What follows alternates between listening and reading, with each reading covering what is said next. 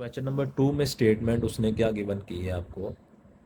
Statement ये है, if y is directly proportional to x, y x के directly proportional है, तो आप लिखेंगे जी क्या गिवन की है। ये सारा क्वेश्चन तो आप एज इट इज़ अगर लिखना चाहें तो लिख सकते हैं, मैं सिर्फ इसको सॉल्व कर रहा हूँ जी। y is directly proportional to x, ये y डायरेक्टली प्रोपोर्शनल है x के। अब y और x की कुछ वैल्यूज़ गिवन की होंगी उसने, y की वैल्यू 7 है और x की वैल्यू 3 है, ठीक है। y equal to 7 when x equal to 3। y की वैल्यू 7 है जब x की वैल्यू 3 होगी। तो अब देखें, आप इसको सॉल्व करेंगे, y इक्वल टू के एक्स लिखा जा सकता है। के आपके पास कोई भी कांस्टेंट है जिसको प्रोपोर्शनैलिटी कांस्टेंट भी बोला जाता है। तो आपके पास अब देखें, आपने वही काम करना है, वाई और एक्स की वैल्यू पुट करनी है। तो वाई की वैल्यू 7 आ गई और के की जगह के आ जाएगा, और एक्स की वैल्यू कितनी है 3, एक्स की वैल्यू 3 पुट कर दिया आपने। अब के की वैल्यू फाइंड करनी है, तो 3 इधर के साथ मल्टीप्लाई कर रहा है, तो उधर जाके क्या हो जाएगा जी, 3 डिवाइड हो जाएगा, तो के की वैल्यू आ जाएगी 7/3। इसको आप इस तरह लिख लें, के इक्वल टू 7/3, ये आ गई के की वैल्यू। अब जब के की वैल्यू आ गई है तो आपने हमेशा यही करना है कि इस के की वैल्यू को आपने इस इक्वेशन में पुट कर देना है। तो आपके पास क्या आ जाएगा, y इक्वल टू के की जगह आ जाएगा 7/3 और साथ क्या आ जाएगा, x वैसे का वैसा। तो ये आपके पास आ गया y in terms of x। क्या आ गया, y in terms of x, यानी y का आंसर x की फॉर्म में आ चुका है। और देखिए उसने क्या पूछा था, y in terms of x, ये पार्ट नंबर 1 था, तो इसको आप इधर लिख सकते हैं पार्ट नंबर 1 जी। Part number 1, y in terms of x, ये आपने पार्ट नंबर 1 सॉल्व कर दिया। अब पार्ट नंबर 2 इसका देखें। पार्ट नंबर 2 में देखें 2 क्वेश्चंस हैं, ठीक है। पार्ट नंबर 2 में कितने क्वेश्चंस हैं, 2 क्वेश्चंस हैं। पहला क्वेश्चन आपके पास ये है, देखिए इसको पूरा लिखता हूँ मैं, x when y equal to and y when x equal to, x की वैल्यू फाइंड करनी जब y की वैल्यू कितनी गिवन है जी, 35, और y की वैल्यू फाइंड करनी जब x की वैल्यू कितनी गिवन है 18। तो इसमें 2 पार्ट्स हैं।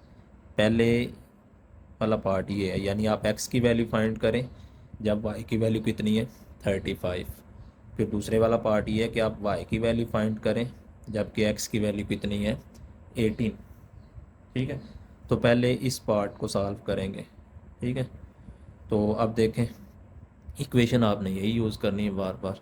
तो आप लिखेंगे y किसके इक्वल है जी, 7/3 के, या 7x/3 भी लिखा जा सकता है।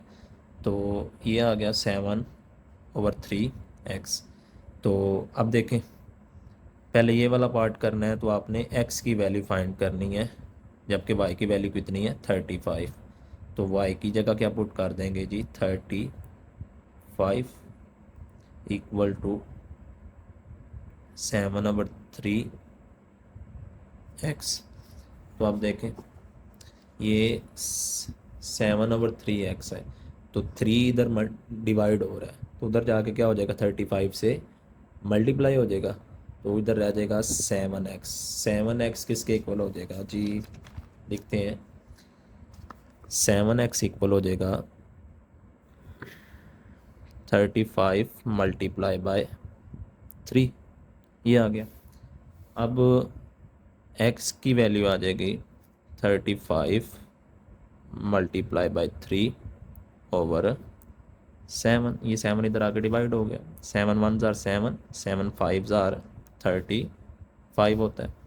अब इधर तो 5 बच गया, 5 को 3 से मल्टीप्लाई करेंगे, ज़रब देंगे तो आपके पास क्या आ जाएगा 15। तो x की वैल्यू क्या आ जाएगी 15। ठीक है। अब दूसरा पार्ट इसका ये था कि आपने अगेन लिखें इधर, अगेन y किसके इक्वल है जी 7/3 x के, 7/3 x के। तो देखें, ठीक है, y 7/3 x के। अब देखें इसका दूसरा पार्ट जो आपके सामने था वो ये था कि आपने y की वैल्यू अब फाइंड करनी है। जब x की वैल्यू 18 है तो y को तो आप एज इट इज़ रहने देंगे और आप x की जगह क्या पुट करेंगे 18 पुट करेंगे। तो इसका मतलब आप x की जगह क्या पुट किया जाएगा जी 18। तो आप लिखेंगे y इक्वल टू 7/3 और x की जगह 18 आप पुट करेंगे ब्रैकेट में, क्योंकि 7/3 x के साथ क्या कर रहा है मल्टीप्लाई, और मल्टीप्लिकेशन के लिए ब्रैकेट भी आप यूज़ कर सकते हैं। अगर आप इधर मल्टीप्लाई लिखना चाह रहे हैं तो वो भी लिखा जा सकता है। तो आपके पास आ गया y equal to 7/3 into 18, 3 one ज़ार 3 और 3 6 ज़ार 18 और 7 6 ज़ार कितना हो गया 42। तो y की वैल्यू क्या आ गई जी 42। ये आपने देख लिया कि ये बिल्कुल उसी तरह का क्वेश्चन है जिस तरह आपने क्वेश्चन नंबर 1 को सॉल्व किया था, बल्कि पूरी एक्सरसाइज ही इसी तरह। आप सिर्फ पहले 2-3 क्वेश्चन अगर अच्छे तरीके से समझ लें और उनको करने के, बाकी क्वेश्चंस को खुद करने की कोशिश करें तो मेरे ख्याल में आप लोग कर सकते हैं। अब मैं करूँगा क्वेश्चन नंबर 3 इसका। देखें इसका क्वेश्चन नंबर 3,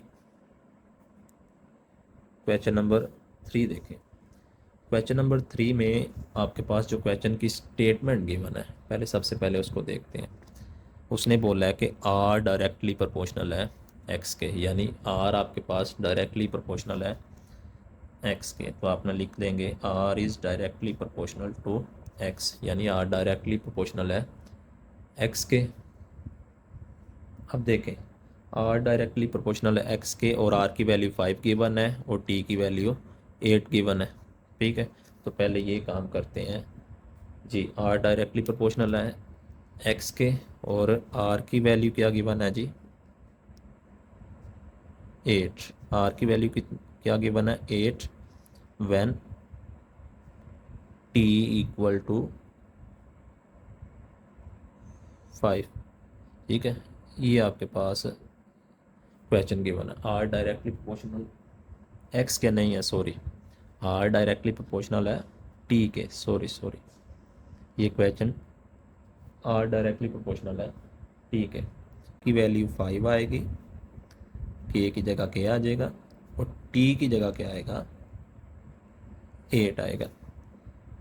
ठीक है, तो इधर से देखें के की वैल्यू क्या आ जाएगी। अब ये के की वैल्यू अगर फाइंड करनी है तो ये 8 उधर जाके क्या हो जाएगा डिवाइड, तो आ जाएगी 5/8। ए के की वैल्यू क्या आ जाएगी 5/8। अब इस के की वैल्यू को आपने हमेशा इस इक्वेशन में पुट करना है आर इक्वल टू के टी में। तो आप लिखें इसमें अगर पुट करेंगे तो आपके पास आ जाएगा implies that r equal to k की जगह क्या आ जाएगा 5/8 और टी है वैसे का वैसे। तो ये आपके पास आ गई r in terms of t, या वो इक्वेशन जिसमें आर और टी दोनों आ रहे हैं। इसमें उसने इस तरह कुछ क्वेश्चन पूछा था कि आपके पास find the equation containing connecting R and T. वो इक्वेशन फाइंड करें जो कनेक्ट कर रही है आर और टी को, यानी वो इक्वेशन फाइंड करनी है जिसमें आर और टी आ रहा है। तो ये वही इक्वेशन है जिसमें आर और टी आ रहा है, यानी R in terms of T answer आ रहा है। तो ये तो आ गया R in terms of T answer. अब देखें इसी क्वेश्चन में आपने उसने आपसे पूछा था कि आपने क्या फाइंड करना है, also find r when t equal to 64, यानी आर की वैल्यू फाइंड करनी है जबकि टी की वैल्यू कितनी है 64। ये इसका पार्ट बना के इसको लिख सकते हैं। अब देखें नेक्स्ट आपने क्या करना है, आर फाइंड करना है। R when t equal to 64, ये आप इसको हाईलाइट कर लें। आपने आर फाइंड करना है जबकि टी की वैल्यू कितनी है 64। आपके पास जो इक्वेशन आई है वो आपके पास इक्वेशन है आर इक्वल टू 5/8। तो आप इसी इक्वेशन को लिखेंगे r equal to 5/8 t, 5/8 t, ठीक है, 5/8 टी। तो आपने वो इक्वेशन लिख ली। अब देखें इधर टी की वैल्यू कितनी गिवन है 64, तो आप लिखेंगे आर इक्वल टू 5/8 और टी की जगह क्या पुट कर देंगे 64। अब 8 1 जार 8, 8 8 जार क्या होता है 64, 8 एक बार 8 और 8 8 बार 8 8 बार 64 हो जाएगा। तो आपके पास आ जाएगा इधर 8, 5 को 8 से मल्टीप्लाई करेंगे तो आपके पास क्या आंसर आ जाएगा 40। तो आर की वैल्यू क्या आ जाएगी जी 40। अब इसका दूसरा पार्ट इसी के अंदर गिवन था कि आपने पहली बात आल्सो फाइंड आर, आर की वैल्यू फाइंड करनी थी जब टी की वैल्यू 64 है। अब इसके बाद टी की वैल्यू फाइंड करनी है जब आर की वैल्यू 20 है। तो इधर लिखेंगे सेकंड पार्ट, इसको हाईलाइट किया जा सकता है टी,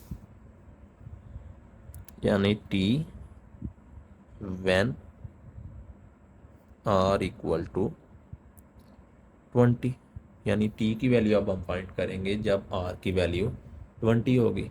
तो आपको ये पता है कि इक्वेशन आपके पास जो आई थी वो इक्वेशन क्या है जी आर इक्वल टू 5/8 टी, ठीक है, ये इक्वेशन है। अब आर इक्वल टू 5/8 टी। अब आर की जगह क्या पुट करेंगे जी 20, आर की जगह 20 वैल्यू पुट करेंगे तो आर की जगह आ जाएगा जी 20 इक्वल आ जाएगा 5/8 का 5/8 आ जाएगा और टी एज इट इज़ आ जाएगा। अब इधर 8 डिवाइड हो रहा है, उधर जाके क्या हो जाएगा 20 के साथ मल्टीप्लाई, तो इधर क्या रह जाएगा सिर्फ 5t। तो 5t की वैल्यू आ जाएगी 20 मल्टीप्लाई बाय 8 इक्वल आ जाएगा 5t के, ठीक है। अब ये 5 उधर जाके क्या हो जाएगा जी डिवाइड, तो t की वैल्यू क्या आ जाएगी t इक्वल आ जाएगा 20 multiply by 8 over 5, 5 1 jar 5, 5 4 jar क्या होता है जी 20, ठीक है।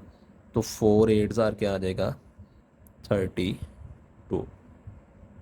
तो टी की वैल्यू आपने फाइंड कर दी, टी की वैल्यू क्या आ जाएगी 32। टी की वैल्यू आपने फाइंड करनी थी जब आर की वैल्यू 20 हो। तो अगर आर की वैल्यू 20 है तो टी की वैल्यू क्या आएगी 32। तो ये आपके पास क्वेश्चन नंबर 3 है।